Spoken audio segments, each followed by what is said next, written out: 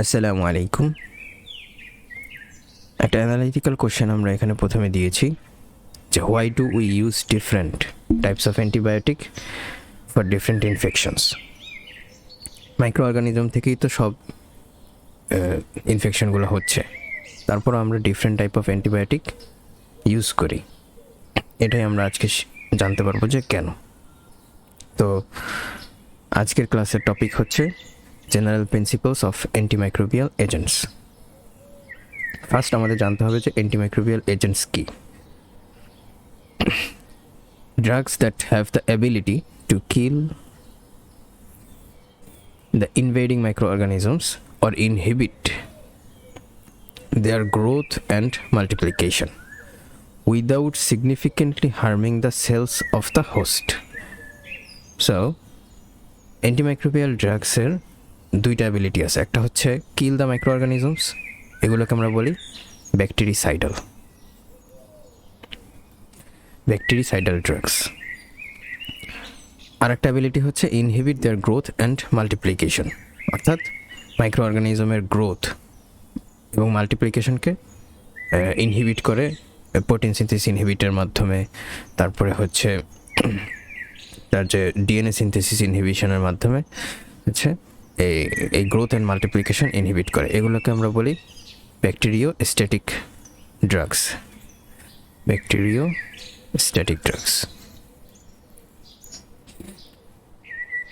আর লাস্টের কথা হচ্ছে without significantly harming the cells of the host, অর্থাৎ এই ড্রাগগুলো শুধুমাত্র মাইক্রো অর্গানিজমের সেলের উপরই কাজ করে, হোস্ট তথা হিউম্যান সেলের উপরে কাজ করে না। এর কারণ হচ্ছে এই ড্রাগগুলোর মেকানিজম অফ অ্যাকশন যখন আমরা পড়ব তখন দেখব যে এই ড্রাগগুলো কাজ করে স্পেসিফিক্যালি মানে আমাদের সেল থেকে মাইক্রো অর্গানিজমের সেলে যে আলাদা বৈশিষ্ট্য আছে, ক্রাইটেরিয়া আছে, তার উপরে বেসিস করে। ফর এক্সাম্পল, ব্যাকটেরিয়াতে সেল ওয়াল আছে, আমাদের সেলে সেল ওয়াল নেই। তো অ্যান্টিমাইক্রোবিয়াল এজেন্টসের একটা হচ্ছে সেল ওয়াল সিনথেসিস ইনহিবিটর। তো এই অ্যান্টিবায়োটিকগুলো কিন্তু শুধুমাত্র সেল ওয়াল সিনথেসিসকে ইনহিবিট করে। তো সেল ওয়াল আছে হচ্ছে শুধুমাত্র ব্যাকটেরিয়ার বা মাইক্রো অর্গানিজমের, কিন্তু হিউম্যান হোস্ট সেল যেটা, এটার কিন্তু সেল ওয়াল নেই, যার কারণে হিউম্যান হোস্ট সেল যেটা এটাকে সেভাবে এফেক্ট করে না বা হার্ম করে না। তবে এই যে ইয়েটা without significantly harming the cells of the host, এটা একটা রিলেটিভ রিলেশন। এই জন্য হচ্ছে আমাদের অ্যান্টিমাইক্রোবিয়াল ড্রাগসের যে ডোজ, ফ্রিকোয়েন্সি, এগুলো খুব ভালোভাবে মেজার করে দিতে হয়। এখন আসি থেরাপিউটিক ড্রাগস কী জিনিস। আমরা দুই ধরনের ড্রাগস হচ্ছে ফার্মাকোলজিতে পড়ি, একটা হচ্ছে কেমোথেরাপি আর একটা হচ্ছে থেরাপিউটিক ড্রাগস। কেমোথেরাপির আন্ডারে হচ্ছে এই যে অ্যান্টিমাইক্রোবিয়াল এজেন্টস আর হচ্ছে অ্যান্টি ক্যান্সার ড্রাগস। থেরাপিউটিক ড্রাগসের আন্ডারে আছে হচ্ছে যেগুলো আমরা অন্যান্য ডিজিজ ট্রিট করার জন্য ইউজ করি, যেমন হচ্ছে হাইপারটেনশন, তারপর আছে ব্রঙ্কিয়াল অ্যাজমা। এরকম যেই সব ক্ষেত্রে আমাদের নিজেদের যে সেলের ফিজিওলজি আছে সেই ফিজিওলজিকেই আমরা অল্টার করে এই ডিজিজগুলো ট্রিট করি আর কি। এই ড্রাগগুলো এভাবে কাজ করে। ওই ড্রাগের মেকানিজম অফ অ্যাকশন হচ্ছে affecting the physiology of the cells of the host, যাকে আমরা বলি থেরাপিউটিক ড্রাগস।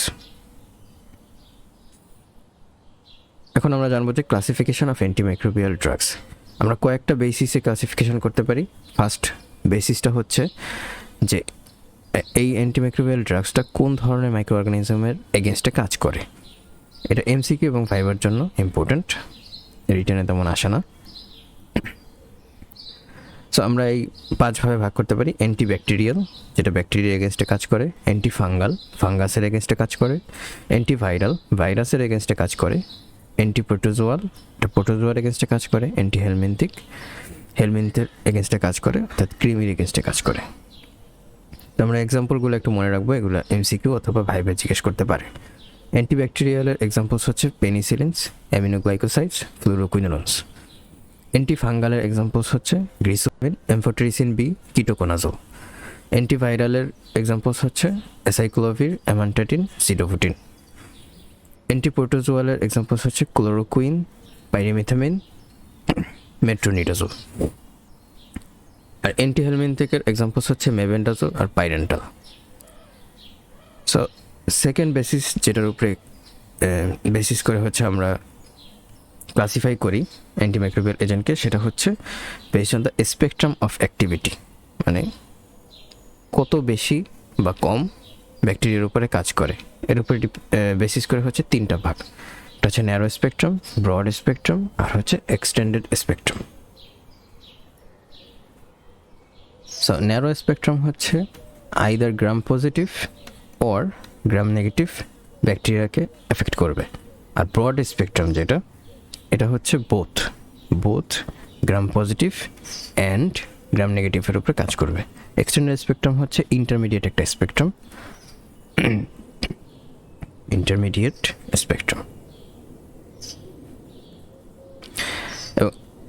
এই তিনটা ক্লাসিফিকেশনের এক্সাম্পলগুলো হচ্ছে এমসিকিউ এবং ভাইবার জন্য ইম্পর্টেন্ট।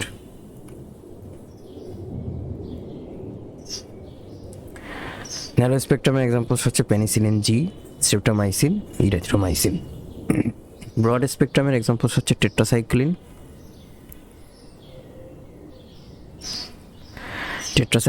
ফ্লুরোকুইনোনস। আর এক্সটেন্ডেড স্পেকট্রাম অ্যান্টিমাইক্রোবিয়াল এজেন্টসের এক্সাম্পলস হচ্ছে এক্সটেন্ডেড স্পেকট্রাম পেনিসিলিনস, নিউয়ার যে সেফালোস্পোরিনস আর অ্যামিনোগ্লাইকোসাইডস। 3 নম্বর ক্লাসিফিকেশন হচ্ছে on the basis of how they act, যেটা আমরা প্রথমেই ডেফিনেশনে বলেছিলাম যে ব্যাকটেরিসাইডাল আর ব্যাকটেরিওস্ট্যাটিক। ব্যাকটেরিসাইডাল কী করে? Kill the microorganism. Bacteriostatic কী করে? Inhibit the growth and multiplication of the microorganism. এখন এটা বোঝার জন্য আমরা এই গ্রাফটা একটু দেখি। এই যে ব্ল্যাক লাইনটা, এটা হচ্ছে growth curve of the micro organism বা ব্যাকটেরিয়া। যখন কোনো ড্রাগ থাকে না, নো ড্রাগ, তখন হচ্ছে এই ব্যাকটেরিয়ার গ্রোথটা হয় এভাবে, এক্সপোনেনশিয়াল গ্রোথ বলে এটাকে। এবং এই ফেজে এক্সপোনেনশিয়াল গ্রোথ হয়, এরপরে আস্তে আস্তে এটা স্টিপ হয়ে যায়, ফ্ল্যাট হয়ে যায়। এবং এই গ্রোথ কার্ভটা হচ্ছে আমরা মাইক্রোবায়োলজিতে পড়বো ইনশাআল্লাহ। তো যখন কোনো ড্রাগ থাকে না, তখন ব্যাকটেরিয়ার গ্রোথটা হয় এরকম এক্সপোনেনশিয়াল। তো আমরা এই পয়েন্টে দুই ধরনের দিলাম, অ্যান্টিবায়োটিক দিলাম। একটা হচ্ছে ব্যাকটেরিসাইডাল, একটা হচ্ছে ব্যাকটেরিওস্ট্যাটিক। ব্যাকটেরিওস্ট্যাটিক কী করে? আমরা কি বলছি? Inhibit growth and multiplication. যখন ব্যাকটেরিওস্ট্যাটিক দিলাম, তখন গ্রোথটা কিন্তু আর বাড়লো না, আবার কমলোও না, সমান রয়ে গেল। কারণ হচ্ছে এই গ্রোথ এবং মাল্টিপ্লিকেশনটা ইনহিবিটেড হয়েছে, কিন্তু ব্যাকটেরিয়াগুলো মারা যাচ্ছে না। এদের মেটাবলিজম হচ্ছে থাকে, মেটাবলিজমটা ইনহিবিটেড থাকে, যার কারণে তাদের গ্রোথ হয় না বা মাল্টিপ্লিকেশন হয় না। আর ব্যাকটেরিসাইডাল যেই ড্রাগ আছে, এই যে ব্যাকটেরিসাইডাল ড্রাগ যখন দিলাম, তখন তাদের নাম্বার ডিক্লাইন করা শুরু করলো, কারণ ব্যাকটেরিয়াকে এই ব্যাকটেরিসাইডাল ড্রাগগুলো কিল করে ফেলছে। আচ্ছা, এখন এক্সাম্পলগুলো ইম্পর্ট্যান্ট এমসিকিউর জন্য, ভাইবার জন্য, দুইটার জন্যই ইম্পর্ট্যান্ট। তো ব্যাকটেরিসাইডালের এক্সাম্পলস হচ্ছে পেনিসিলিন আর সেফালোস্পোরিনস। আর ব্যাকটেরিওস্ট্যাটিকের এক্সাম্পলস হচ্ছে সালফোনামাইডস, টেট্রাসাইক্লিন। এটার এক্সাম্পল মনে রাখার জন্য আমরা এর পরে আরেকটা সহজ নিয়ম বুঝিয়ে বলবো ইনশাআল্লাহ। তো আরেকভাবে আমরা ক্লাসিফিকেশন করতে পারি, এটা হচ্ছে সবচেয়ে important classification for viva plus written. এখানে আমরা 5 টাইপের ক্লাসিফিকেশন করছি on the basis of sites and mechanism of action. So ফার্স্টে হচ্ছে সেল ওয়াল সিনথেসিস ইনহিবিটরস, যেটা হচ্ছে ব্যাকটেরিয়ার যে সেল ওয়াল আছে সেটাকে ইনহিবিট করে কাজ করে, এবং এগুলো সবগুলো হচ্ছে ব্যাকটেরিসাইডাল।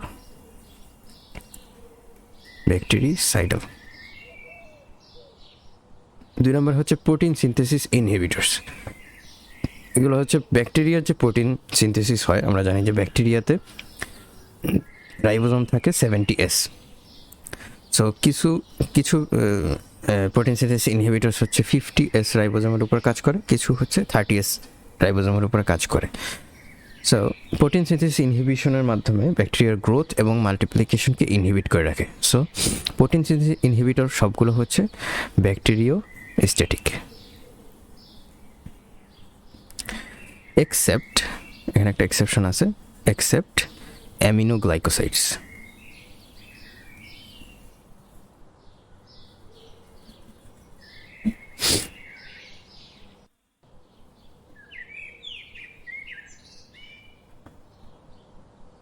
তারপর হচ্ছে nucleic acid synthesis inhibitors. Nucleic acid synthesis ইনহিবিটরগুলো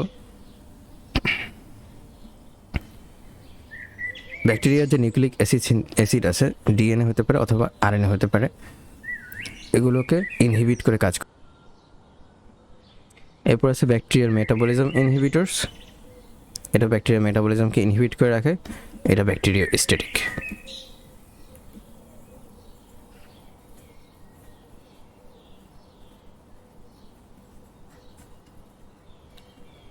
cell membrane functions inhibitors, এগুলো হচ্ছে ব্যাকটেরিয়ার যে সেল মেমব্রেন আছে তার ফাংশনগুলো ইনহিবিট করে কাজ করে।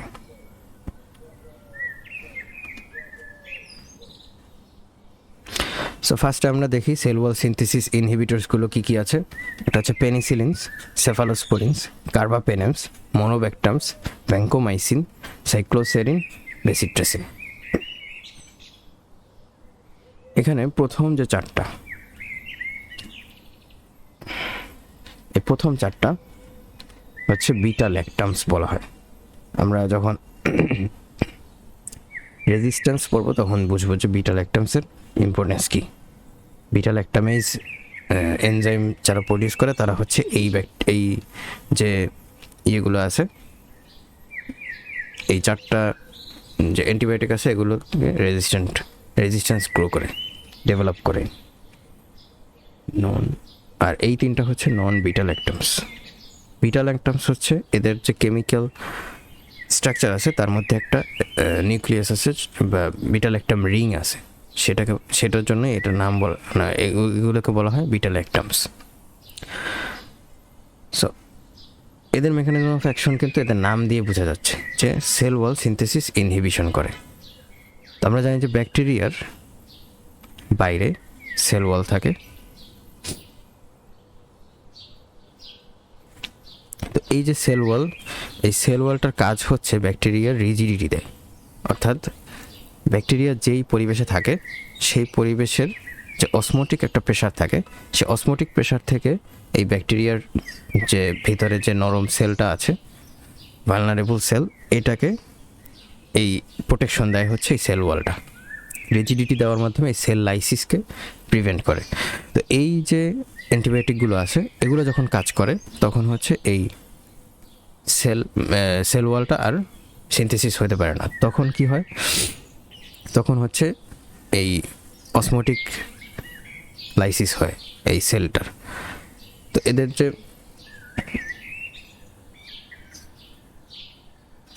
আরও ডিটেল মেকানিজম অফ অ্যাকশন যদি বলি তাহলে এই সেল ওয়ালের মধ্যে থাকে হচ্ছে পেপটিডোগ্লাইকেন, যেটা হচ্ছে সেল ওয়ালের মেইন ব্যাকবোন। পেপটিডোগ্লাইকেনটা থাকে এভাবে। পেপটিডোগ্লাইকেন প্রডিউস হওয়ার জন্য, সিনথেসিস হওয়ার জন্য যেই এনজাইমটা দরকার, ট্রান্সপেপটাইডেস,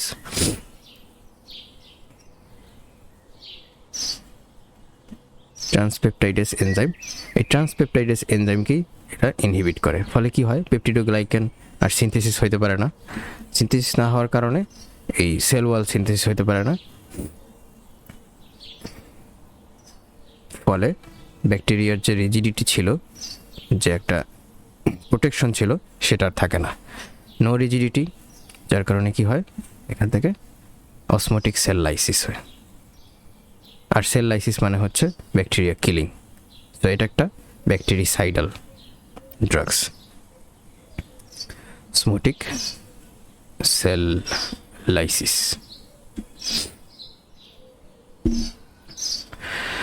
তারপর আমরা দেখি প্রোটিন সিনথেসিস ইনহিবিটরস। এখানে আছে হচ্ছে অ্যামিনোগ্লাইকোসাইডস, টেট্রাসাইক্লিনস, ক্লোরামফেনিকল, ম্যাক্রোলিডস আর হচ্ছে ক্লিন্ডামাইসিন। আমরা বলছিলাম যে এই সবগুলো হচ্ছে ব্যাকটেরিয়া এস্টেটিক, অর্থাৎ এরা ব্যাকটেরিয়ার গ্রোথ এবং মাল্টিপ্লিকেশনকে ইনহিবিট করে। আর এটা হচ্ছে ব্যাকটেরিসাইডাল। আবার এই প্রথম দুইটা হচ্ছে ব্যাকটেরিয়ার 30S sub unit of the রাইবোজোমকে ইনহিবিট করে, আর শেষের তিনটা হচ্ছে 50S সাব ইউনিটকে ইনহিবিট করে কাজ করে।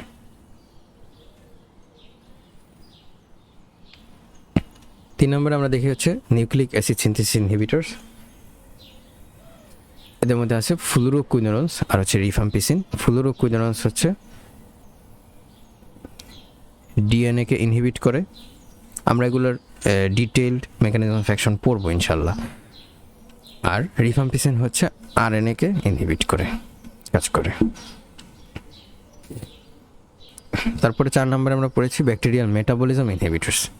মেটাবলিজমকে ইনহিবিট করলে ব্যাকটেরিয়ার গ্রোথ এবং মাল্টিপ্লিকেশনের জন্য মেটাবলিজম খুব ইম্পর্ট্যান্ট। তো মেটাবলিজম যদি ইনহিবিটেড হয় তাহলে ব্যাকটেরিয়ার গ্রো করতে পারে না, মাল্টিপ্লাই করতে পারে না। সো এটাও একটা ব্যাকটেরিয়া স্ট্যাটিক অ্যান্টিমাইক্রোবিয়াল এজেন্ট। তো এক্সাম্পলস হচ্ছে সালফোনামাইডস, ট্রাইমিথোপ্রিম আর হচ্ছে পাইরিমেথামিন। 5 নম্বরে আমরা দেখি সেল মেমব্রেন ফাংশন ইনহিবিটরস। এটা bacterial cell membrane function inhibitors. Host আমরা প্রথমেই বলেছি যে without significantly harming the cell of the host. So এটা হচ্ছে ব্যাকটেরিয়াল যে সেল মেমব্রেন আছে সেগুলোর ফাংশন ইনহিবিট করে। এক্সাম্পলস হচ্ছে isoniazid, nystatin, amphotericin B, polymyxin. তো এই যে ক্লাসিফিকেশনটা এক্সাম্পল সহ এটা রিটেনের জন্য খুব ইম্পর্ট্যান্ট। তা আমরা যে এই যে ক্লাসিফিকেশনটা এইমাত্র বললাম এটাকে একটা ছবির মধ্যে আমরা এখানে নিয়ে আসছি যে সেল ওয়াল সিনথেসিস ইনহিবিটরস। এই যে এখানে কাজ করে সেল ওয়ালের উপরে বিটা ল্যাকটামস আছে, আর এগুলো হচ্ছে non beta lactams, vancomycin and bacitracin. তারপরে আছে হচ্ছে এই যে protein synthesis inhibitors. Protein synthesis ইনহিবিটরসের মধ্যে 50S সাব ইউনিট ইনহিবিটরসের মধ্যে আছে ম্যাক্রোলিডস, ক্লিন্ডামাইসিন, ক্লোরামফেনিকল। আমরা এই তিনটার কথা বলেছি। 30S সাব ইউনিট ইনহিবিটরসের মধ্যে আছে টেট্রাসাইক্লিন, অ্যামিনোগ্লাইকোসাইডস। আর নিউক্লিক অ্যাসিড সিনথেসিস ইনহিবিটরসের মধ্যে ডিএনএ ইনহিবিট করে হচ্ছে ফ্লুরোকুইনোলন্স বা কুইনোলন্স, যেটা হচ্ছে ডিএনএ জাইরেসকে ইনহিবিট করে। আর আরএনএকে ইনহিবিট করে হচ্ছে রিফাম্পিসিন, আরএনএ পলিমারেজকে ইনহিবিট করার মাধ্যমে। তারপরে হচ্ছে আমরা পড়েছিলাম metabolism inhibitors, bacterial metabolism inhibitors. এই যে ফোলেট সিনথেসিসকে ইনহিবিট করে কাজ করে সালফোনামাইড, ট্রাইমেথোপ্রিম। তো ফোলেট আমরা জানি কি ফোলেট কিসের জন্য ইম্পর্টেন্ট? ডিএনএ সিনথেসিসের জন্য ইম্পর্টেন্ট। সো আলটিমেটলি হচ্ছে ডিএনএ সিনথেসিসকেই এরা ইনহিবিট করছে। আর সেল মেমব্রেন ফাংশন ইনহিবিটরসের মধ্যে যে পলিমিক্সিন আছে এটা হচ্ছে মেমব্রেনের উপর কাজ করে। তো আমরা হচ্ছে এরপরে অ্যান্টিমাইক্রোবিয়াল এজেন্টসের ফার্মাকোকাইনেটিক্স অ্যান্ড ফার্মাকোডাইনামিক্স পড়ব। তো সেটা বোঝার জন্য আগে আমাদেরকে দুইটা জিনিস বুঝতে হবে, একটা হচ্ছে এমআইসি আর একটা হচ্ছে এমবিসি। এমআইসি হচ্ছে মিনিমাম ইনহিবিটরি কনসেন্ট্রেশন। এটা ডেফিনিশন অনেক সময় রিটেনে আসে, the lowest concentration of the antimicrobial drug that prevents visible growth of test organism after 24 hour incubation. So ভাইবাতেও অনেক সময় জিজ্ঞেস করে, বুঝিয়ে বলতে হয় যে এমআইসি মানে কি, বা মিনিমাম ইনহিবিটরি কনসেন্ট্রেশন বলতে আমরা কি বুঝি। তো অ্যান্টিমাইক্রোবিয়াল এজেন্টের যে লোয়েস্ট কনসেন্ট্রেশন, একদম সবচেয়ে কম কোন কনসেন্ট্রেশনে আমরা অ্যান্টিমাইক্রোবিয়াল এজেন্ট যখন দিব সেটা এই যে গ্রোথকে ইনহিবিট করবে। টেস্ট অর্গানিজম যেটা আমরা নিলাম সেই টেস্ট অর্গানিজমের গ্রোথকে ইনহিবিট করবে, সেটাই হচ্ছে এমআইসি বা মিনিমাম ইনহিবিটরি কনসেন্ট্রেশন। আচ্ছা, গ্রোথকে ইনহিবিট করছে কিনা এটা আমরা কখন দেখব? After 24 hours of incubation. আমরা জানি যে ব্যাকটেরিয়াকে কালচার করা হয়, কারণ একটা ব্যাকটেরিয়া, 2টা ব্যাকটেরিয়া বা 10টা ব্যাকটেরিয়া আসলে এখন দেখা যায় না। কালচার করার মাধ্যমে যখন অনেক ব্যাকটেরিয়ার কলোনি তৈরি হয় তখন হচ্ছে একটা ভিজিবল গ্রোথ। এই যে ভিজিবল গ্রোথ হচ্ছে সেটা হচ্ছে এটা দেখার মতো একটা গ্রোথ আসে। তো এই যে কালচার মিডিয়াতে যদি আমরা একটা অ্যান্টিমাইক্রোবিয়াল ড্রাগ দিয়ে দিই, তো যেই মিনিমাম কনসেন্ট্রেশনে দিলে এই ভিজিবল গ্রোথটা আর আসবে না, এটাই হচ্ছে এমআইসি। আমরা দেখি এই যে টেস্ট টিউবগুলো আমরা দেখছি, এখানে কোনো ড্রাগ নেই, যার কারণে এখানে ফুল গ্রোথ আসছে। এখানে আস্তে আস্তে ড্রাগের কনসেন্ট্রেশন বাড়ানো হচ্ছে প্রত্যেকটা টেস্ট টিউবে। লাস্ট এই টেস্ট টিউবটা দেখা যাচ্ছে যে 2 মাইক্রোগ্রাম পার মিলিলিটার কনসেন্ট্রেশনে যখন দেওয়া হলো, তখন এই যে টেস্ট টিউবে কোনো ভিজিবল গ্রোথ পাওয়া যাচ্ছে না, এটা একদম সাদা দেখা যাচ্ছে। তো এই যে 2 মাইক্রোগ্রাম পার মিলিলিটার, এটাই হচ্ছে এই স্পেসিফিক অ্যান্টিবায়োটিকটার জন্য এমআইসি বা মিনিমাম ইনহিবিটরি কনসেন্ট্রেশন। তারপরে আসে হচ্ছে এমবিসি বা minimum bactericidal concentration. Minimum bactericidal concentration, এটার ডেফিনেশন হচ্ছে the lowest concentration of the antimicrobial drug that results in a 99.9% decline in colony count after overnight broth dilution incubations. তো এখানে হচ্ছে আগেরটা আমরা কি দেখছি যে ভিজিবল গ্রোথ ছিল না, তার মানে হচ্ছে ওর যে মাল্টিপ্লিকেশন এবং গ্রোথ ওইটাকে ইনহিবিট করছে। কিন্তু এইখানে এটা হচ্ছে মিনিমাম কনসেন্ট্রেশন, যেই কনসেন্ট্রেশন দিলে 99.9%, অলমোস্ট 100%, মানে আমরা ধরে নিতে পারি যে সব ব্যাকটেরিয়া যখন মারা যাবে। এই যে এই কালচার মিডিয়াতে আমরা দেখছি যে এখানে কোনো ব্যাকটেরিয়া দেখা যাচ্ছে না, একটা দুইটাও নাই। তো লোয়েস্ট যে কনসেন্ট্রেশনে অ্যান্টিমাইক্রোবিয়াল ড্রাগ দিলে আমাদের সব ব্যাকটেরিয়াকে মেরে ফেলবে, সেটাই হচ্ছে এমবিসি বা মিনিমাম ব্যাকটেরিসাইডাল কনসেন্ট্রেশন, যেটা আমরা এই পার্টিকুলার এক্সাম্পলে দেখছি যে 4 মাইক্রোগ্রাম পার মিলিলিটার। এবং ক্লিনিক্যালি আমরা এমআইসিকেই বেশি ইউজ করি, কারণ এটা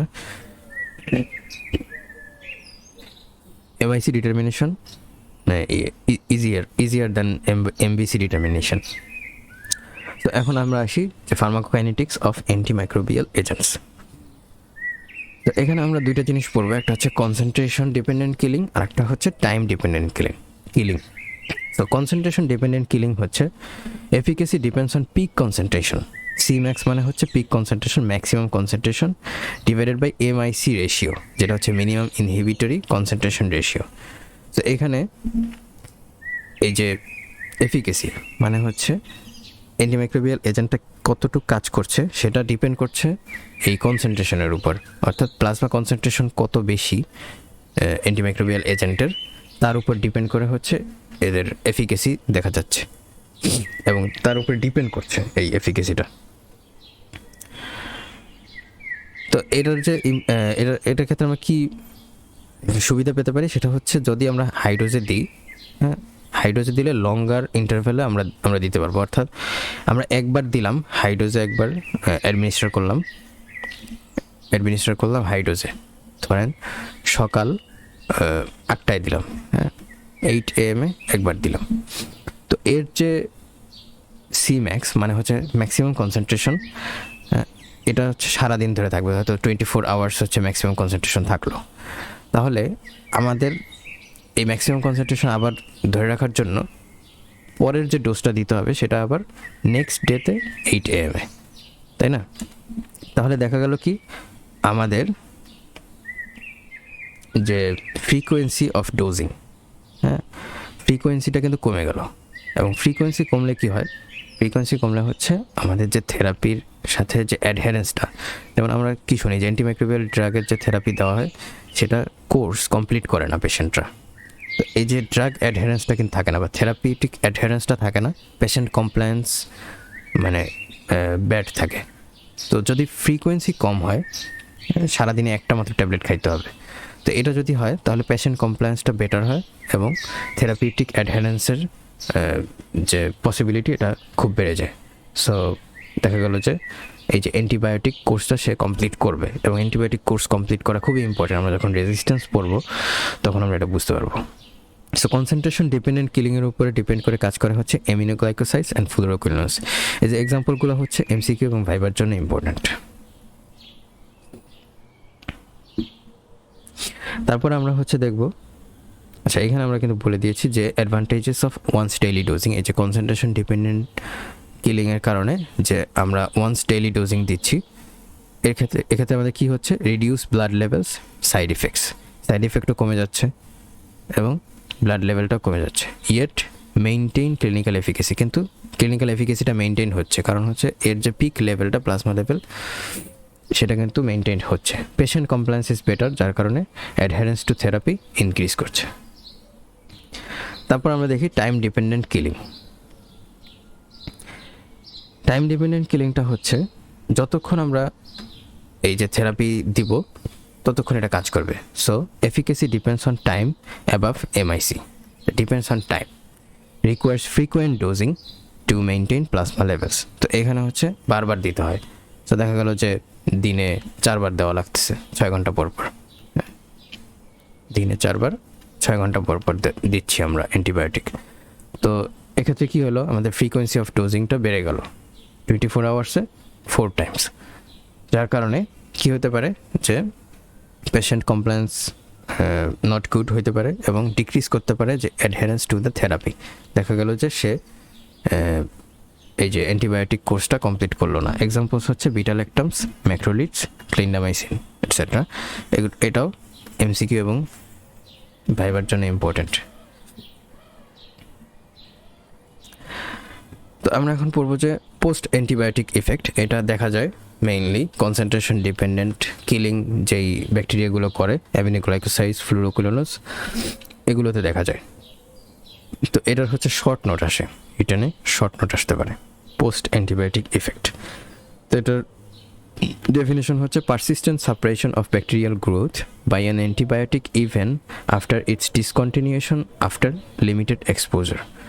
সো এই যে ব্যাকটেরিয়াল গ্রোথের যে সাপ্রেশনটা, এটা পারসিস্টেন্ট থাকবে। হ্যাঁ, অ্যান্টিবায়োটিকের যে ইফেক্টটা, এটা পারসিস্টেন্ট থাকবে কখন, ইভেন আফটার ইটস ডিসকন্টিনিউশন। আমি একবার দিলাম, অর্থাৎ লিমিটেড এক্সপোজার হইলো, তারপরে আমি ডিসকন্টিনিউ করলাম, অর্থাৎ 24 আওয়ার্স যেমন আমি ডিসকন্টিনিউ করলাম। তো এই যে টাইম পিরিয়ডের মধ্যেও কিন্তু তার যে ব্যাকটেরিয়াল গ্রোথ সাপ্রেশন যে ইফেক্টটা, সেটা কিন্তু মেনটেন হচ্ছে। এর কারণ হচ্ছে সে কনসেন্ট্রেশন ডিপেন্ডেন্ট কিলিং করছে। তার কনসেন্ট্রেশন যতক্ষণ থাকবে, প্লাজমা লেভেল যতক্ষণ Cmax বাই MIC-তে থাকবে, MIC থেকে যখন বেশি থাকবে এই প্লাজমা লেভেলটা, ততক্ষণ পর্যন্ত কিন্তু সে এই ইফেক্টটা দিতে থাকবে। সো এটাকে আমরা বলছি পোস্ট অ্যান্টিবায়োটিক ইফেক্ট, অর্থাৎ অ্যান্টিবায়োটিক দেওয়া শেষ, অ্যান্টিবায়োটিকের কোর্স শেষ, কিন্তু তার যে প্লাজমা লেভেল আছে, কনসেন্ট্রেশনটা আছে, সেটা এখনও কিছু ইফেক্ট দিচ্ছে। তো এটা এক্সিবিট করে কারা, কনসেন্ট্রেশন ডিপেন্ডেন্ট কিলিং যাদের আছে তারা, যেমন হচ্ছে aminoglycosides, ফ্লুরোকুইনোনস। Post antibiotic effect reflects the time required for bacteria to return to normal growth pattern.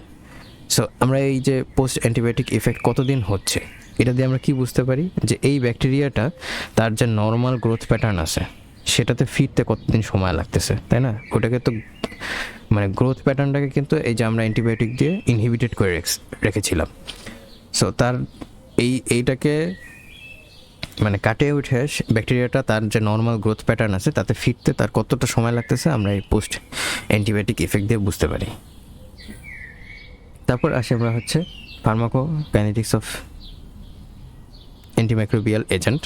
এখানে আমরা পড়বো অ্যাবজর্পশন, ডিস্ট্রিবিউশন।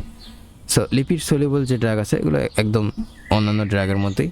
লিপিড সলিউবল যে ড্রাগ আছে আমরা কি জানি যে লিপিড সলিউবল ড্রাগস হচ্ছে ইন্টারসেলুলার পেনিট্রেশনটা বেটার হয় এবং ব্লাড ব্রেইন ব্যারিয়ারকে ক্রস করতে পারে। সো এক্সাম্পলস হচ্ছে ম্যাক্রোলিডস, ফ্লুরোকুইনোনস। তারপর হচ্ছে হাইড্রোফিলিক, যেটা লিপিড ইনসলিউবল বা ওয়াটার সলিউবল ড্রাগস, যেমন কি বিটা-ল্যাকটামস, অ্যামিনোগ্লাইকোসাইডস। এদের আবার টিস্যু পেনিট্রেশনটা পুয়ার থাকে। আর ব্লাড ব্রেন ব্যারিয়ার পেনিট্রেশনও কিন্তু এই যে পুয়ার হচ্ছে কোনটার ক্ষেত্রে, যেটা হচ্ছে হাইড্রোফিলিক, আর যেটা হচ্ছে লিপোফিলিক বা লিপিড সলিউবল সেটার ক্ষেত্রে এই ব্লাড ব্রেন ব্যারিয়ার পেনিট্রেশনটা গুড থাকে। Chloramphenicol, rifampicin, ceftriaxone. তো ভাইবা তো অনেক সময় জিজ্ঞেস করে এটা, এটার উপরে ডিপেন্ড করে যে লিপিড সলিউবল ড্রাগস যেটা আছে, আমাদের ধরেন মেনিনজাইটিস হলো, তো মেনিনজাইটিস কোথায়, মেনিনজেসে হচ্ছে।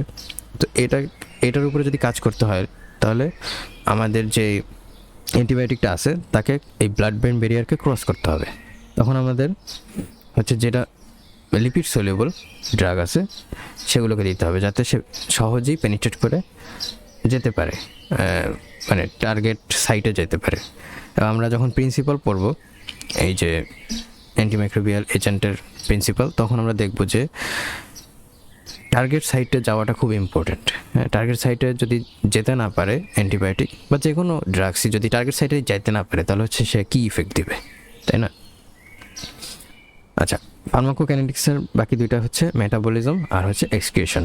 তো রেনাল এক্সকিউশন হয় যদি যেসব অ্যান্টিবায়োটিকের রেনাল এক্সকিউশন হয়, যেমন হচ্ছে অ্যামিনোগ্লিকোসাইড, ভ্যাঙ্কোমাইসিন, সেসবের ক্ষেত্রে কি ডোজে অ্যাডজাস্টমেন্ট করতে হবে যখন কিডনি ডিজিজ থাকবে।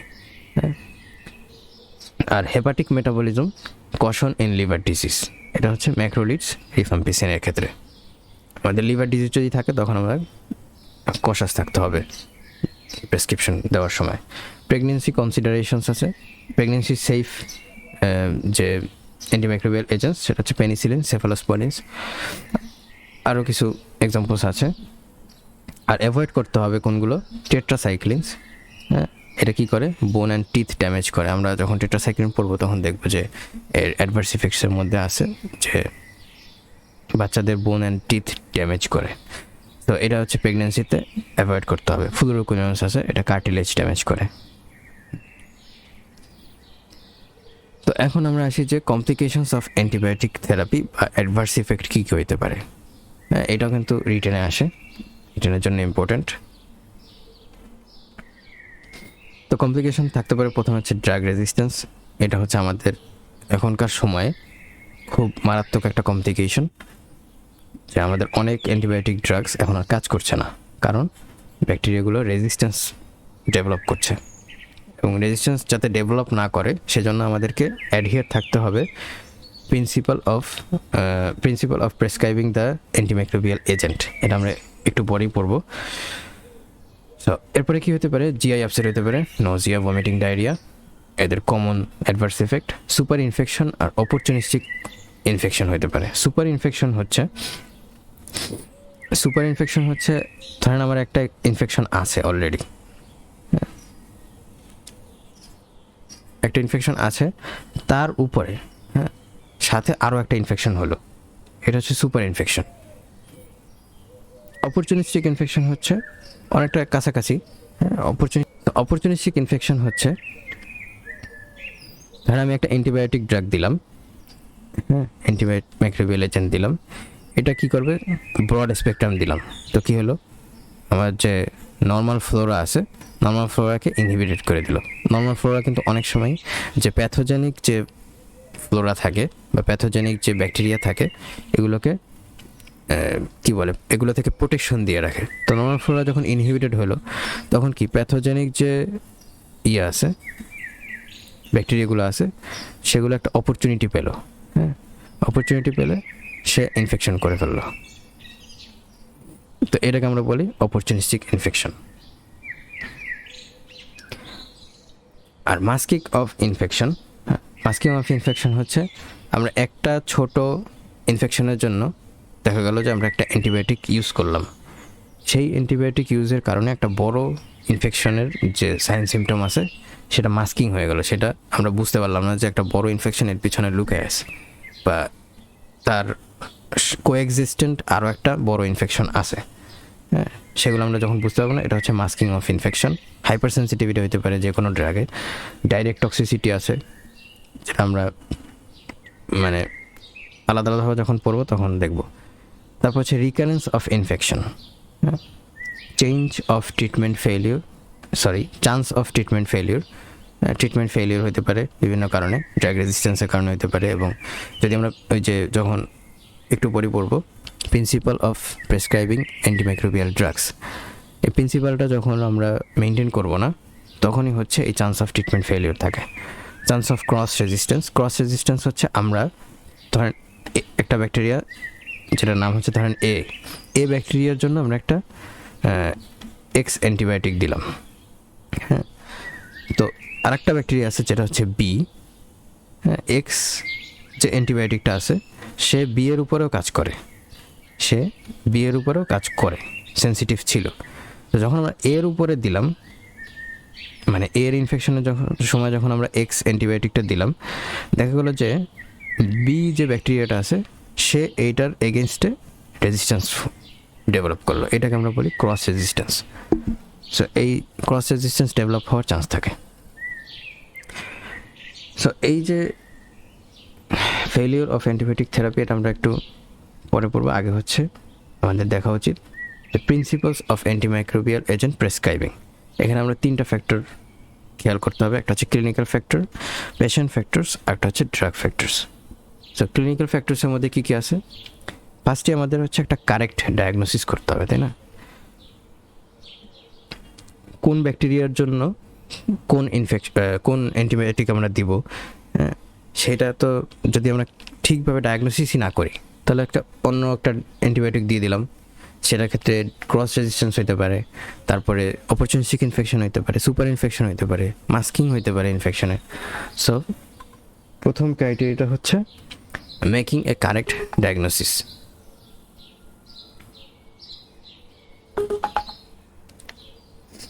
তারপরে 2 নম্বর হচ্ছে removal of barrier to cure. কী কী ব্যারিয়ার থাকতে পারে? যেমন হচ্ছে অ্যাবসেস, তারপর হচ্ছে অবস্ট্রাকশন থাকতে পারে ইউরিনারি আর রেসপিরেটরি ট্র্যাক্টে, বা কোনো ফরেন বডি থাকতে পারে। এগুলোকে কিন্তু রিমুভ করতে হবে। কারণ আমরা একটু আগে বলছি যে টার্গেট সাইটে যদি যেতেই না পারে, টার্গেট সাইটে যদি আমাদের ট্র্যাকটা যেতে না পারে, তাহলে সে কীভাবে কাজ করবে? সো ব্যারিয়ার টু কিউরে যেই ব্যারিয়ার আছে সেটাকে হচ্ছে রিমুভ করতে হবে। যেমন হচ্ছে ড্রেনেজ অফ অ্যাবসেস, মানে অ্যাবসেস থাকলে সেটা ড্রেনেজ করতে হবে, অবস্ট্রাকশন থাকলে সেটা রিমুভ করতে হবে ইউরিনারি আর রেসপিরেটরি ট্র্যাক্টে। তারপর হচ্ছে আমাদের ডিসাইড করতে হবে যে weather chemotherapy is really needed or not. আমাদের অ্যান্টিবায়োটিক অ্যাকচুয়ালি এখানে দরকার কি না, এটা হচ্ছে আমাদের আগে ডিসাইড করতে হবে। যদি দরকার না হয় তাহলে আমরা দেবো না অ্যান্টিবায়োটিক। অনেক সময় দেখা যায় যে ভাইরাল ইনফেকশনের জন্য অ্যান্টিবায়োটিক দেওয়া হচ্ছে, তাহলে কী হবে? শুধু অ্যান্টিবায়োটিক দেওয়া হচ্ছে, এবং অ্যান্টিবায়োটিক এক্সপোজার হলেই রেজিস্ট্যান্স ডেভেলপ করার একটা চান্স কিন্তু আমরা দিয়ে দিলাম। তারপরে হচ্ছে empirical or best guess therapy. হ্যাঁ, সো কোন অ্যান্টিবায়োটিকটা আমরা দেব সেটা মানে সেটা বের করার জন্য আমাদের হচ্ছে এই যে কালচার অ্যান্ড সিলেক্টিভিটি টেস্ট করা হয়। তো এই যে সোয়াব নিলাম, আমরা একটা স্যাম্পল নিলাম, পেশেন্ট থেকে স্যাম্পল নিলাম, তারপর এটাকে কালচার করলাম। হ্যাঁ, কালচার করলাম, আর এখানে হচ্ছে অ্যান্টিবায়োটিক দিলাম। অ্যান্টিবায়োটিক দিয়ে দেখলাম যে কোন অ্যান্টিবায়োটিকটা এই স্যাম্পলে যেই মাইক্রো অর্গানিজমটা আছে, কোন অ্যান্টিবায়োটিকটা সেন্সিটিভ। হ্যাঁ, সেই সেন্সিটিভ অ্যান্টিবায়োটিকটা যদি আমরা দিই, তাহলে কিন্তু এই যে ইনফেকশনটা খুব তাড়াতাড়ি রিজলভ হয়ে যাবে, কারণ ওই অ্যান্টিবায়োটিকটা কাজ করবে। তো এই যে কালচার এবং সিলেক্টিভিটি টেস্টের রেজাল্ট আসতে প্রায় 2-3 দিন সময় লাগে। তো এই সময় যদি এরকম হয় যে খুব ইমার্জেন্সি কেস, তখন কি করতে হবে? Empirical or best case therapy দিতে হয়। হ্যাঁ, ক্লিনিক্যাল ফাইন্ডিংয়ের উপর ডিপেন্ড করে আমরা একটা বেস্ট গেস করে একটা থেরাপি দিই, এবং এক্ষেত্রে দেখা যায় যে বেশিরভাগ সময় যে ব্রড স্পেকট্রাম অ্যান্টিবায়োটিক আছে সেগুলো ইউজ করা হয়, যাতে যেটাই থাক, আমরা তো জানি না যে কোন ধরনের ব্যাকটেরিয়া এখানে আছে। আমাদের ক্লিনিক্যাল ডায়াগনোসিসের উপর ডিপেন্ড করে একটা মানে ন্যারো ডাউন করে নিই, কিন্তু তারপরও যে একটা ব্রড স্পেকট্রাম দেওয়া হয়, যাতে এখানে যা যা থাকতে পারে সবগুলো যাতে ইনহিবিটেড হয়। আচ্ছা, এরপরে হচ্ছে পেশেন্ট ফ্যাক্টরস আছে যেগুলো আমাদের দেখতে হবে।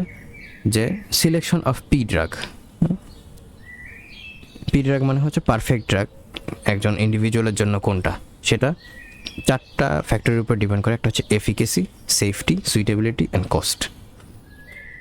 এফিকেসি হচ্ছে এই ড্রাগটা এই পেশেন্টের জন্য কাজ করবে কিনা। সেফটি হচ্ছে এই পেশেন্টের কোনো পার্টিকুলার অ্যাডভার্স ইফেক্ট করবে কিনা। সুইটেবিলিটি, এই পেশেন্টের কোনো কোমরবিডিটি আছে কিনা, যার কারণে যদি আমি এই ড্রাগটা দিই, হতে পারে যে তার জন্য এটা সুইটেবল নাও হতে পারে। এবং পেশেন্টের সোশো ইকোনমিক স্ট্যাটাসের উপর ডিপেন্ড করে সে এটা মানে কিনতে পারবে কিনা। সো এই কস্টটাও আমাদের দেখতে হয়। আদার পেশেন্ট ফ্যাক্টরসের মধ্যে কী কী আছে? যেমন হচ্ছে ইমিউন সিস্টেম। যেমন এই যে আমরা ব্যাকটেরিওস্ট্যাটিক অ্যান্টিবায়োটিকের কথা বলছি, ব্যাকটেরিওস্ট্যাটিক অ্যান্টিবায়োটিক কিন্তু এই পেশেন্টের ইমিউন সিস্টেমকে কাজে লাগিয়ে কাজ করে। তো ইমিউন সিস্টেম যদি ইমিউন কম্প্রোমাইজ যদি থাকে পেশেন্ট, তাহলে কিন্তু আমাদের এই থেরাপিটা কাজ করবে না। তো ইমিউন সিস্টেম দেখতে হবে, অ্যালার্জি আছে কিনা সেটার হিস্ট্রি নিতে হবে, রিনাল ডিসফাংশন আছে কিনা, হ্যাঁ, কারণ এক্সক্রিশন হবে কিনা সেটা আমাদের দেখতে হবে, হেপাটিক ডিসফাংশন আছে কিনা, আমাদের এই ড্রাগটা মেটাবোলাইজড হবে কিনা সেটা দেখতে হবে, পুর পারফিউশন, অর্থাৎ যদি যেই অর্গানে ইনফেকশনটা হয়েছে সেই অর্গানে যদি পারফিউশন না থাকে, অর্থাৎ ব্লাড না যায়, তো আমাদের ড্রাগটা যাবে তো ব্লাডের মাধ্যমে, তো ড্রাগটা তো ওই টার্গেট সাইটে যেতে পারবে না। তো এইগুলো আমাদের দেখতে হয়। এছাড়া আমাদের কি দেখতে হয়, এইজ দেখতে হয়, প্রেগনেন্সি দেখতে হয়, lactation, risk factors for multi drug resistant organisms, হ্যাঁ, বাচ্চাদের জন্য এক ধরনের অ্যান্টিবায়োটিক। তারপরে হচ্ছে প্রেগনেন্ট, আমরা একটু আগে বলছিলাম যে সেফ অ্যান্টিবায়োটিক ইন প্রেগনেন্সি, আর হচ্ছে কোন কোন অ্যান্টিবায়োটিক প্রেগনেন্সিতে অ্যাভয়েড করতে হবে, যেমন হচ্ছে টেট্রাসাইক্লিন। তারপর হচ্ছে ল্যাকটেশন এবং আদার কোনো রিস্ক ফ্যাক্টরস আছে কিনা, যেটা মাল্টি ড্রাগ রেজিস্ট্যান্ট অর্গানিজম যদি থাকে তাহলে সেটা আমাদের দেখতে হবে। এরপরে আসে হচ্ছে ড্রাগ ফ্যাক্টরস। হ্যাঁ, এখানে আমাদের selection of route of administration, মানে বেস্ট রুট অফ অ্যাডমিনিস্ট্রেশন আমাদেরকে সিলেক্ট করতে হবে। কারণ ওই যে একই কথা, টার্গেট সাইটে আমাদের খুব সহজে এই ড্রাগটা যেতে হবে। যদি এমন একটা ড্রাগ দিই যেটা হচ্ছে অ্যাসিড ল্যাবাইল, সেটা যদি আমি ওরালি দিই তাহলে কী হবে, যখন স্টোমাকে যাবে হাইড্রোক্লোরিক অ্যাসিড দিয়ে সেটা মেটাবোলাইজড হয়ে যাবে বা মানে ডিস্ট্রয়েড হয়ে যাবে, তো ওটা তো কাজ করবে না। তো এই জন্য বেস্ট রুট অফ অ্যাডমিনিস্ট্রেশন আমাদেরকে সিলেক্ট করতে হবে। অনেক অ্যান্টিবায়োটিক আছে যেটা হচ্ছে আইভি ছাড়া কাজ করে না। তারপর হচ্ছে administration of the drug in the optimal dosage and frequency. Optimal ডোজে দিতে হবে, ডোজেজে দিতে হবে, ফ্রিকোয়েন্সি দিতে হবে, যাতে ওই যে আমরা যেগুলো বলছিলাম যে সাইড ইফেক্ট না হয়, তারপরে হচ্ছে পেশেন্ট কমপ্লায়েন্স যাতে বেটার হয় এবং অ্যাডহেরেন্স টু দ্য থেরাপি যাতে থাকে। এবং এই যে থেরাপিটা দিলাম এটা কন্টিনিউ করতে হবে until apparent cure has been achieved. Total duration usually হচ্ছে 1 সপ্তাহ বা 2 সপ্তাহ। তো এই পুরো কোর্সটা কিন্তু কমপ্লিট করতে হবে, আদারওয়াইজ এই যে রেজিস্ট্যান্স ডেভেলপ হইতে পারে।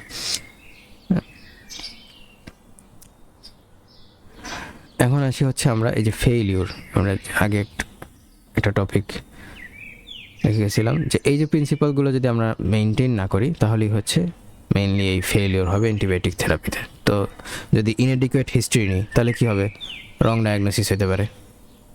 রং ডায়াগনোসিস হলে কী হবে, আমাদের যেই থেরাপিটা দিব সেটা কাজ করবে না। এই যে ওইখানে লেখাই আছে, ইনএডিকুয়েট হিস্ট্রির জন্য রং ডায়াগনোসিস হতে পারে, এবং অন্য কোনো কারণেও যদি রং ডায়াগনোসিস হয় তাহলে কিন্তু ফেলিওর হবে থেরাপির। ড্রাগ ফ্যাক্টরসের মধ্যে আছে ইনঅ্যাপ্রোপ্রিয়েট চয়েস। এমন একটা ড্রাগ চয়েস করলাম যেটা হচ্ছে পেশেন্টের রেজিস্ট্যান্ট, তো ওই ড্রাগটা তো আসলে কাজ করবে না।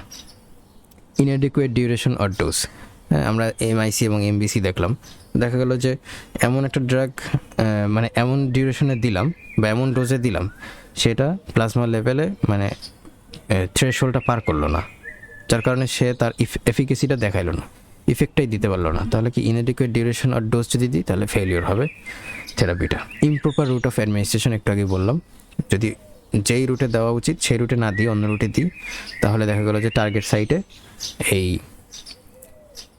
অ্যান্টিমাইক্রোবিয়াল ড্রাগটা যেতে পারলো না। Poor penetration into the site of infection, হ্যাঁ, ওই যে একটা এক্সাম্পল দিয়েছিলাম মেনিনজাইটিসের, দেখা গেলো যে আমি হাইড্রোফিলিক ড্রাগ দিলাম কিন্তু সেটা ব্লাড ব্রেন ব্যারিয়ার ক্রস করতে পারলো না, তাহলে যে সাইট অফ ইনফেকশনে কিন্তু সে পেনিট্রেটই করতে পারলো না, যার কারণে কী হবে, তার যে এফিকেসিটা আছে সেটা কমে যাবে, থেরাপি ফেলিওর হবে। হোস্ট ফ্যাক্টরের মধ্যে পুয়ার হোস্ট ডিফেন্স, যদি ইমিউন কম্প্রোমাইজ থাকে তাহলে হচ্ছে অনেক ড্রাগ কাজ করবে না। আনড্রেইনড পাস্ট থাকতে পারে, তো এটা হচ্ছে ব্যারিয়ার হবে একটা। রিটেইনড ফরেন বডিজ, হ্যাঁ, ফরেন বডিও যদি থাকে তাহলে সেটাকে আমাদের আগে রিমুভ করে নিতে হবে। প্যাথোজেন্স ফ্যাক্টরসের মধ্যে ড্রাগ রেজিস্ট্যান্স আর হচ্ছে সুপার ইনফেকশন। যদি ড্রাগ রেজিস্ট্যান্স থাকে, যেই ড্রাগটার সেন্সিটিভ না সেই ড্রাগটা দিলে তো আসলে থেরাপি কাজ করবেই না। এরপরে আমরা আসি হচ্ছে কম্বিনেশন আমরা কেন ইউজ করি। আচ্ছা, এই যে principles of antimicrobial agent prescribing, এটা কিন্তু ভাইবা এবং রিটেনের জন্য খুবই ইম্পর্ট্যান্ট।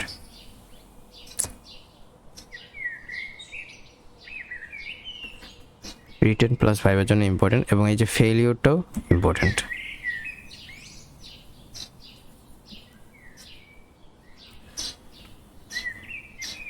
যে কোনোভাবে আসতে পারে, অ্যান্সার প্রাইস কাছাকাছি, তাই না? তারপর হচ্ছে কম্বিনেশন অফ অ্যান্টিমাইক্রোবিয়াল ড্রাগ, এটা রেশনাল, এটাও হচ্ছে রিটেনের জন্য ইম্পর্টেন্ট, ভাইবার তো অনেক সময় জিজ্ঞেস করে। তো প্রথম হচ্ছে to provide broad spectrum empiric therapy in seriously ill patient. হ্যাঁ, অনেকগুলো মাইক্রো অর্গানিজম থাকতে পারে ইনফেকশনে, তো আমরা ব্রড স্পেকট্রামে যদি কাজ করাতে চাই তাহলে হচ্ছে বেশ কয়েকটা ড্রাগ কম্বিনেশন করে দিলাম, যার কারণে তাদের স্পেকট্রামটা বেড়ে গেল, এবং এম্পিরিক থেরাপিতে এটা important. To treat polymicrobial infections, একই কথা, যদি অনেক মাইক্রোবিয়াল ইনফেকশন হয়, অনেকগুলো ব্যাকটেরিয়া দিয়ে যদি হয়, তাহলে হচ্ছে কম্বিনেশন করে দিতে হবে যাতে সবগুলোর উপরই কাজ করে। Two decrease the emergence of resistant strain, এই যে কম্বিনেশন দিলে অনেক সময় এই যে রেজিস্ট্যান্ট স্ট্রেইনটাকে আমরা ডিক্রিজ করতে পারি। হ্যাঁ, ডেভেলপমেন্ট অফ রেজিস্ট্যান্স, এটাকে আমরা ডিক্রিজ করে নিয়ে আসতে পারি যদি আমরা কম্বিনেশন ইউজ করি। Two decrease dose related toxicity, অনেক সময় দেখা যায় যে একটা ডোজের কারণে একটা টক্সিসিটি হয়, তো অন্য একটা ড্রাগ দিয়ে সেই টক্সিসিটিটাকে আমরা সাপ্রেস করে রাখতে পারি। Two obtain enhanced inhibition or killing, এর হচ্ছে এফিকেসি আছে, সেটাকে এনহ্যান্স করার জন্য কম্বিনেশন দেওয়া যায়। To reduce duration of therapy, হ্যাঁ, এটা টিবিতে আমরা যখন পড়বো টিবি, তখন দেখবো যে টিবিতে আমরা কম্বিনেশন ইউজ করি, যার কারণে আমাদের ডিউরেশন অফ থেরাপিটা কমে আসছে। এখন আসি আমরা কেমো প্রোফাইল্যাক্সিস, এটা শর্ট নোট আসে।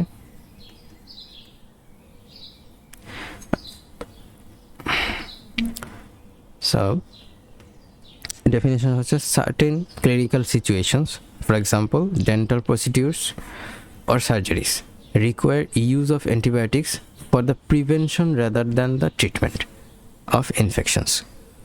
তো যখন আমরা শুধু প্রিভেনশনের জন্য অ্যান্টিবায়োটিক ইউজ করি, সেটা হচ্ছে কেমো প্রোফাইল্যাক্সিস। আমরা জানি যে প্রোফাইল্যাক্সিস অর্থই হচ্ছে প্রিভেনশন।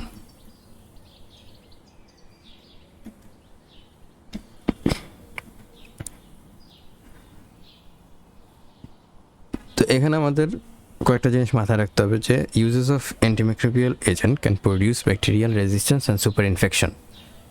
এই জন্য prophylactic use is restricted to clinical situations in which the benefits outweigh the potential risks.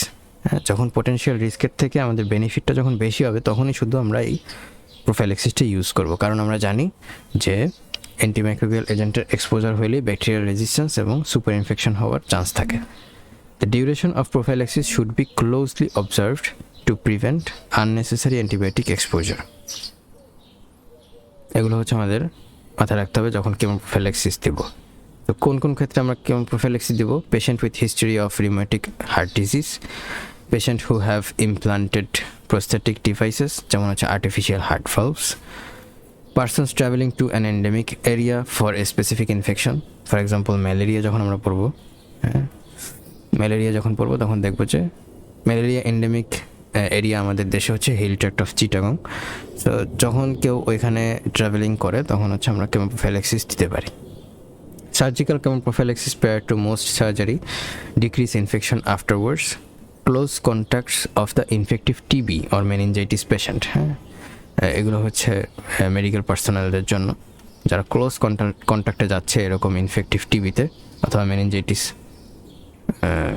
পেশেন্টদের ক্ষেত্রে, সে হচ্ছে যে কেমো প্রোফাইল্যাক্সিস নিতে পারে। তারপর হচ্ছে may not be required in routine dental treatment if the patient's immune function is normal. Certain dental procedures including deep scaling, tooth extraction, periodontal procedures, oral and maxillofacial surgery can produce transient bacteremia. So এইসব ক্ষেত্রে হচ্ছে আমাদের chemo prophylaxis use করা লাগতে পারে। Immune compromise patient যদি হয় তাহলে আমরা কেমো প্রোফাইল্যাক্সিস ইউজ করব। পেশেন্টস আন্ডারগোয়িং প্রোলং সার্জারি, সেক্ষেত্রেও আমরা কেমো প্রোফাইল্যাক্সিস ইউজ করতে পারি। সার্জিক্যাল কেমন প্রোফাইল্যাক্সিস, এই যে সার্জারির আগে প্রায়র টু সার্জারি যে কেমন প্রোফাইল্যাক্সিসটা ইউজ করব সেটা কোন কোন ক্ষেত্রে ইম্পর্টেন্ট। যদি ডার্টি কন্টামিনেটেড উন্ড থাকে আর হচ্ছে ইমিউনো কম্প্রোমাইজড পেশেন্ট থাকে, এক্ষেত্রে যখন আমরা অ্যান্টিবায়োটিক সিলেক্ট করব তখন আমাদের যেসব বিষয়ে মাথায় রাখতে হবে সেটা হচ্ছে effective against most of the bacteria, হ্যাঁ, ব্রড স্পেকট্রাম হতে হবে, লেস টক্সিসিটি থাকতে হবে, কস্ট এফেক্টিভ হতে হবে, এডিকুয়েট ডোজ হতে হবে, শর্ট ডিউরেশনে দিতে হবে, সিঙ্গেল ডোজ দিতে হবে। সো এটা হচ্ছে আমাদের জেনারেল প্রিন্সিপালস অফ অ্যান্টিমাইক্রোবিয়াল এজেন্টের class. Thank you so much.